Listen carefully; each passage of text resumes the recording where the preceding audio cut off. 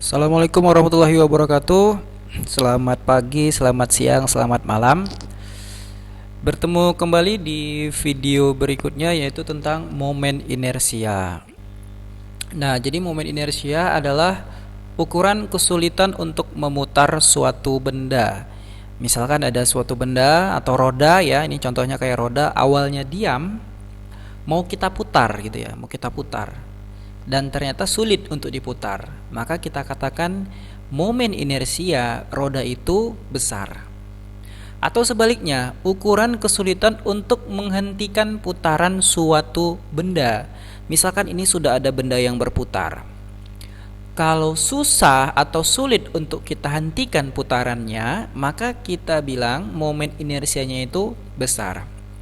Ya, simbolnya momen inersia ini adalah I, huruf I besar. Ini dia, satuannya kilogram meter kuadrat. Kalau digerak lurus, momen inersia ini padanannya itu adalah massa atau inersia. Baik, nah di video ini kita akan membahas beberapa momen inersia dari benda-benda ya.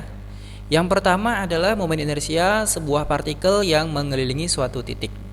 Misalkan ini ada partikel, ini partikel, dia berputar. Nah, berputar seperti ini mengelilingi titik yang hitam ini. Ya, maka besar momen inersia partikel yang mengelilingi titik ini itu besarnya sesuai rumus ini, I sama dengan M kali R kuadrat. M adalah massa si partikel, ya, R adalah jarak partikel ke poros atau ke tempat sumbu putarnya. Jadi misalkan ini nih seperti ini. Kita mau menentukan R-nya di mana. R-nya itu adalah dari sini porosnya ke tempat partikel ini berada. Itu ya, R-nya ya. Lihat, dia berhubungan dengan R kuadrat. Artinya apa ya? Artinya kalau si benda ini kita jauhkan dari titik hitam yang tengah ini, porosnya, artinya misalkan awalnya dia di sini, mutarnya seperti ini, lalu kita letakkan dia di sini, maka momen inersianya semakin besar. Artinya si partikel itu semakin susah untuk diputar atau semakin susah, semakin sulit untuk dihentikan putarannya. Baik, ini untuk satu partikel ya. Bagaimana kalau partikelnya ada banyak? Nah, ini misalkan partikelnya lebih dari satu. Di gambar ada dua ya. Ini partikelnya yang pertama, ini partikel yang kedua. Maka rumus momen inersianya tinggal kita tambahkan saja. Pertama M1 kali R1 kuadrat ditambah M2 kali R2 kuadrat. Nah, di dalam gambar ini yang mana M1? Ini misalkan benda satu, berarti ini namanya M1-nya yang ini.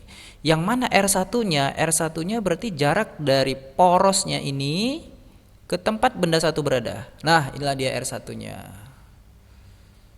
Kuadrat. Tambah M2, berarti M2 ini massa benda yang kedua. Nih M2 gitu ya.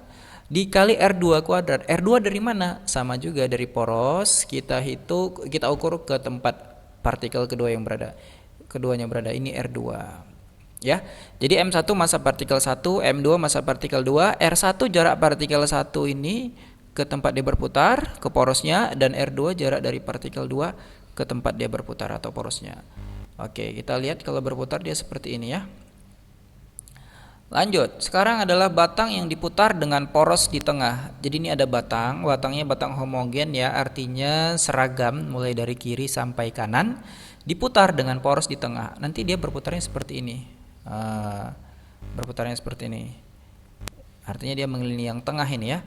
Maka rumus momen inersianya itu 1/12 dikali M dikali L kuadrat, di mana M ini adalah massa batangnya, L adalah panjang batang. Panjang batangnya dari kiri, dari sini sampai sini. Ini panjang batangnya, panjang totalnya. Lihat ini kalau diputar porosnya di tengah. Oke, selanjutnya diputar porosnya tidak di tengah, tapi di pinggir seperti ini. Nah, diputarnya di pinggir, maka momen inersianya akan berubah, berbeda dia. Momen inersianya menjadi 1/3 ml kuadrat. Lihat, kalau yang tadi diputar di tengah 1/12, yang di pinggir dia 1/3 ya, ini 1/3. Oke, bagaimana putarannya? Putarannya seperti ini. Baik, selanjutnya adalah bola pejal. Bola pejal ini adalah bola padat yang di dalamnya itu tidak ada rongganya. Ya, lalu dia diputar dengan poros di tengah. Jadi nanti bolanya berputar seperti ini. Berputar seperti ini. Maka rumusnya I-nya adalah 2/5 mr kuadrat, di mana m itu massa si bola dan r adalah jari-jari bola. Oke, selanjutnya adalah bola berongga. Nah, bola berongga ini di dalamnya tidak ada padatannya, bisa saja isinya ini udara ya. Ya, karena dia berongga. Kalau dia berongga, I-nya 2/3. Kalau tadi bola pejal dia 2/5, bola berongga dia 2/3. Oke? Sama ya, M-nya itu massa si bola, R itu jari-jari bola. Lanjut, silinder pejal diputar dengan poros di tengah. Nah, ini ada silinder pejal. Silinder pejal itu semacam piringan. Salah satu contohnya adalah gerenda, piringan itu juga ya. Maka rumus inersianya adalah 1/2 mr kuadrat, di mana M ini massa silinder, R itu adalah jari-jari si silinder ini. Jari-jarinya kita ukur dari titik tengah ke pinggirnya ya. Oke, jadi kalau kita gambarkan kira-kira jari-jari itu dari sini kemari. Nah, itu dia. Ya, lanjut. Yang berikutnya yang ketujuh, silinder tipis dan berongga diputar dengan poros di tengah. Ini contohnya kayak cincin. Cincin itu kan di dalamnya ini berongganya lebar ya, sementara bagian cincinnya itu tipis ya. Nah, itulah dia yang disebut dengan silinder tipis dan berongga. Diputar dengan poros di tengah. Lihat, rumus I-nya, I sama dengan mr kuadrat. Dia tidak pecahan tapi hanya mr kuadrat. Artinya di depan sini angkanya 1 ya. Nah, berarti kan yang paling besar di sini inersinya adalah si silinder tipis berongga. Kenapa ya demikian? Kalau kita perhatikan, lihat ini, massanya ini terkonsentrasi jauh dari titik porosnya. Porosnya di sini, maka ini nggak ada yang di dekat-dekat sini. Semuanya di sini. Kan inersia itu berbanding lurus dengan jarak dari poros ya. Nah, R-nya ini besar, maka inersianya juga akan besar. Artinya kalau kita putar yang satu, misalkan ini kita bandingkan ini tadi ya, silinder pejal yang dalamnya ini ada isinya ya, contohnya kayak piringan, kita putar dengan cincin.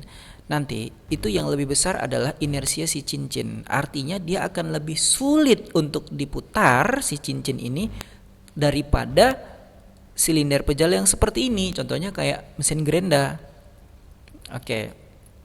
Nah, contoh soal sekarang. Terdapat 3 buah partikel yang dihubungkan oleh sebuah batang yang massanya diabaikan. Tentukan momen inersia sistem partikel jika A diputar terhadap poros A, B diputar terhadap poros B. Nah, di sini ada satu petunjuk ya, katanya dihubungkan oleh batang, ini batang, tapi massanya diabaikan. Nah, karena massanya si batang diabaikan, maka batang ini tidak kita perhitungkan momen inersianya. Tadi kan sudah ada ya momen inersia batang. Kalau diputar di pinggir dia 1/12, 1/3. Kalau diputar di tengah dia 1/12 gitu ya. Karena dia diabaikan, maka batangnya tidak kita perhitungkan momen inersia si batang itu. Oke. Nah, tadi rumusnya gini ya, M1R1 kuadrat tambah M2R2 kuadrat. Nah, sekarang kita lihat pertama yang diputarnya terhadap poros A. Bagaimana ya kalau dia putar terhadap poros A? Gini dia. Nah, poros A, berarti kan ini ya poros A-nya. Oke, poros A di sini. Maka yang menjadi partikel yang mengelilingi si poros itu hanyalah partikel B dan partikel C saja. Sementara partikel A itu berada di poros. Karena dia berada di poros, maka inersianya tidak kita perhitungkan. Maka rumusnya menjadi seperti ini. I sama dengan MB kali RB kuadrat tambah MC kali RC kuadrat. Ya, si partikel A tidak kita perhitungkan. Oke, lanjut. Nah, MB itu berapa ya MB ya? MB itu yang mana MB? Nah, ini kan partikelnya ada A, ada B, ada C ya. Ini A, ini B, ini C. Nah, MB itu yang ini M. Maka MB masanya adalah M. Ya. RB itu adalah jarak dari poros, ini porosnya, ke tempat si B, berarti dari sini kemari. Lihat, dari sini kemari R, maka ini R kuadrat ditambah MC. MC ini ya, ini MC 2M, benar ya, 2M dikali RC kuadrat. Nah, RC itu berarti dari A ke partikel C sini. Lihat, dari A ke B jaraknya R, dari B ke C jaraknya R, maka dari A ke C jaraknya R tambah R, berarti 2R. Oke, tinggal kita kalkulasi saja. Nah, 2M 2R kuadrat itu berarti 2 pangkat 2 4 R kuadrat.